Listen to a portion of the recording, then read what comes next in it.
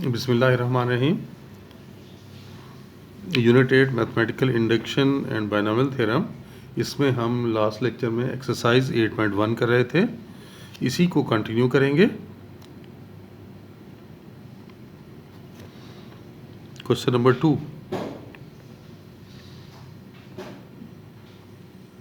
1 + 3 + 5 up to 2n-1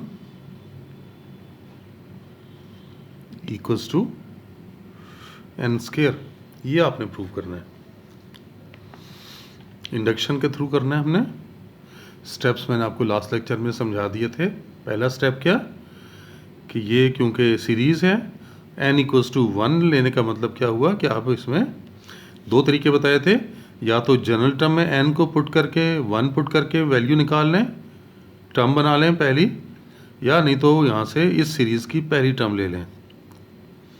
तो ये step 1 हमारा।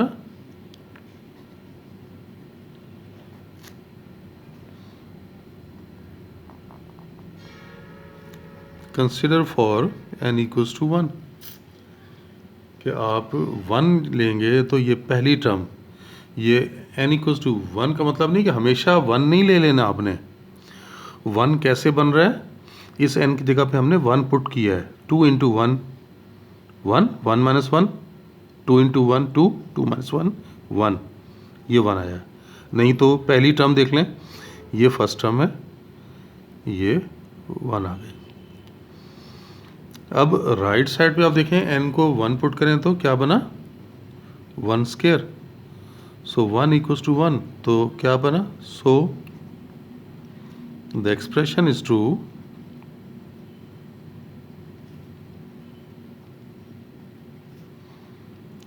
For n = 1। अब सपोज कर लेते हैं, ये स्टेप 2 है हमारा।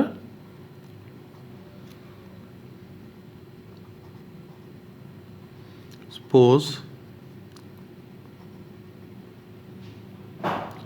the expression be true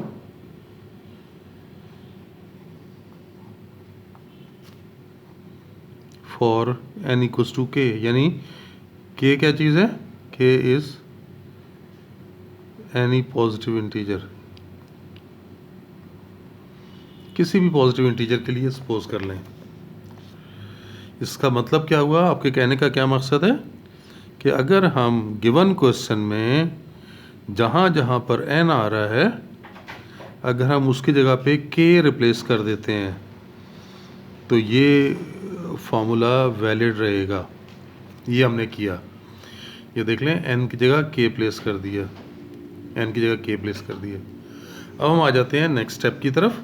अब हमें k + 1 के लिए चाहिए, क्योंकि ये फार्मूले में टर्म्स हैं, तो k + 1 टर्म्स, और उसका तरीक़ाकार मैंने आपको क्या बताया था, नेक्स्ट टर्म निकालने के लिए for k + 1th term put k + 1 for n in general term. और जनरल टर्म देखें यहाँ पे क्या है, ये जनरल टर्म है, ये general term 2n-1 general term है। तो ये 2n-1, आपने n की जगह k + 1 पुट कर दिया, तो ये बना 2k + 2 - 1, यानी 2k + 1, यानी नेक्स्ट टर्म जो है वो 2k + 1 है। ये हम यहाँ पे अब कर रहे हैं। हमने कितनी टर्म्स ले रहे हैं, अब k + 1 टर्म्स ले रहे हैं।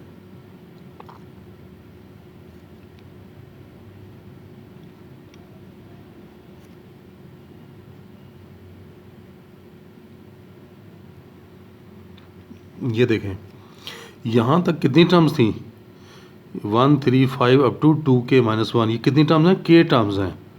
k टर्म्स में एक टर्म हमने खुद से ऐड की है, तो अब ये तादाद कितनी हो गई, k + 1। अब ये k + 1 टर्म्स हैं, अब इनको देखना है, इसका आंसर भी इस फार्मूले के मुताबिक आना चाहिए। इनका आंसर तो हमें मालूम है, हमने सपोज किया हुआ है कि ये k² के इक्वल है, तो आप इसको तो के स्क्वायर की इक्वल लिख लें, यानी इस पूरी टर्म को यहाँ से यहाँ तक, और आखिर में ये जो वैल्यू है ये है 2k+1, और ये तो आसानी के साथ नज़र आ रहा है आपको, ये तो होल स्क्वायर बन गया, k+1 होल स्क्वायर। और फॉर्मूले में चाहिए भी तो यही था आपको। ये देखें, आपके पास क्या आना चाहिए था, n की जगह पे k+1, तो k+1 का स्क्वायर, तो हमारा आंसर भी तो यही बन रहा है। ये देखें, k+1 स्क्वायर। तो अब हम क्या कह सकते हैं, so the expression is true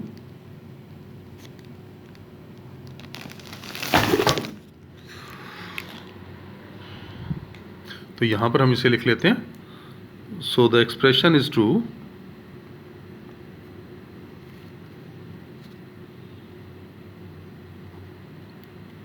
for all positive integers n। तो ये तमाम पॉजिटिव इंटीजर्स के लिए फॉर्मूला वैलिड हो गया। देखिए, हम नेक्स्ट क्वेश्चन की तरफ आ जाते हैं।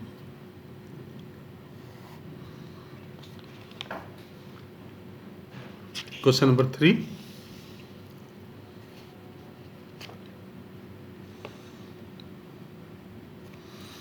क्वेश्चन 3 में आपको जो वैल्यूज दी गई हैं वो ये हैं 1 + 4 + 7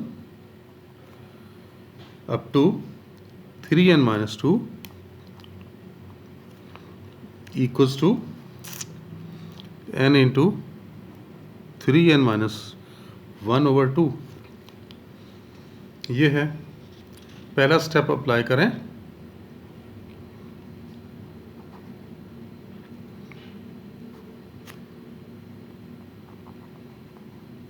कंसिडर फॉर n = 1। देखें,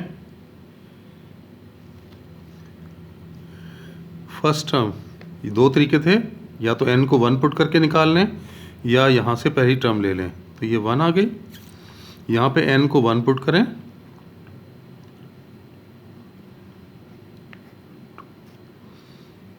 तो 1 = 1। देखें, 3 - 1 2, 2/2 कैंसिल होके 1। तो पहला स्टेप तो क्लियर हो गया। So the expression is true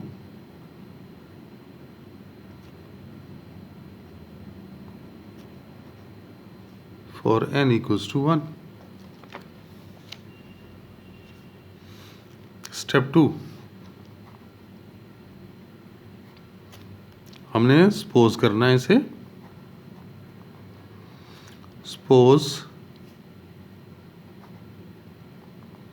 Suppose the expression be true for n = k, जबकि k क्या चीज़ है, k is any positive integer, k कोई भी पॉजिटिव इंटीजर हो सकता है। इस स्टेटमेंट का मकसद क्या हुआ, ये मतलब है 1 + 4 + 7 अप टू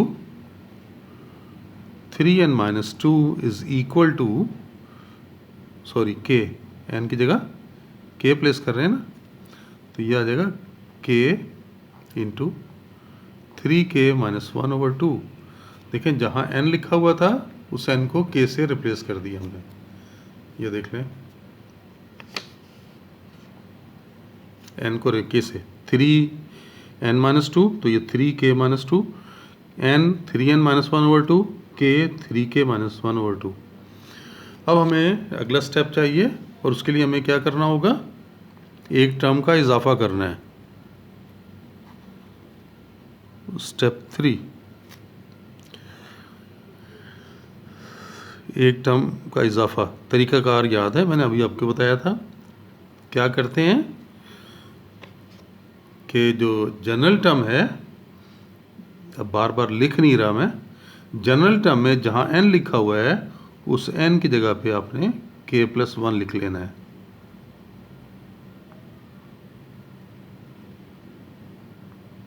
ये आ गया, यानी 3k+1, ये आपने इजाफा करना है। यहाँ से यहाँ तक तो देखें, ये टर्म्स की तादाद कितनी है, ये तो हो गई के टर्म्स, एक टर्म का और इजाफा कर दिया और वो ये वाली है 3k+1। अब ये तादाद हो गई k+1। अब इसका जो आंसर है उसमें जहाँ जहाँ n आ रहा है उसकी जगह पे k+1 आना चाहिए। चेक करते हैं ऐसा है या नहीं।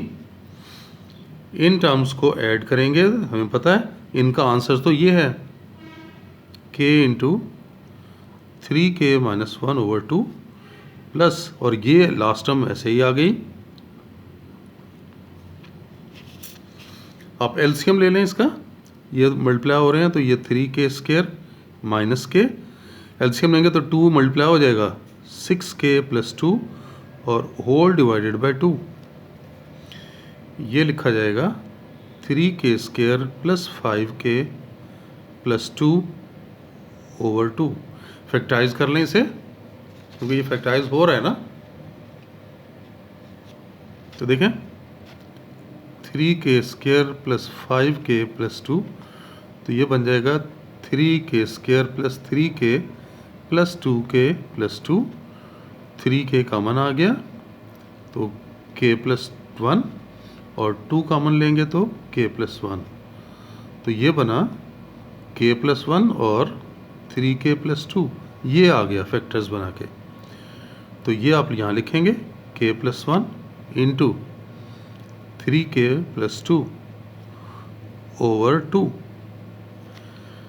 देखें राइट साइड पे क्या था, n इंटू, मैं यहाँ पे लिख रहा हूँ, राइट साइड पे था n इंटू 3n-1 ओवर 2, ये है राइट साइड पे। अब हमारा आंसर इससे मैच करना चाहिए। देखें इस n की जगह तो k+1 आ गया, ये देखें 3, मैं यहाँ पे अगर k+1 लिख लेता हूँ तो मुझे -1 लिखना होगा। वजह देख लें ज़रा, ये कितना हो गया 3k + 3 और -1, तो +3 -1 +2, तो ये आ जाएगा। लेकिन इसका एडवांटेज क्या हुआ ज़रा चेक करें, ये देखें हमारा आंसर ये आना चाहिए था n, तो ये देख लें ये n आगे 3n-1, ये देखें 3n-1 ओवर 2, तो फॉर्मूला k+1 के लिए वैलिड हो गया। तो अब हम यहाँ कहेंगे so the expression is true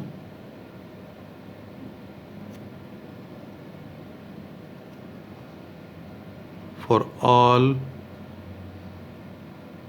positive integers n, कि तमाम पॉजिटिव इंटीजर्स के लिए ये फार्मूला वैलिड हो गया।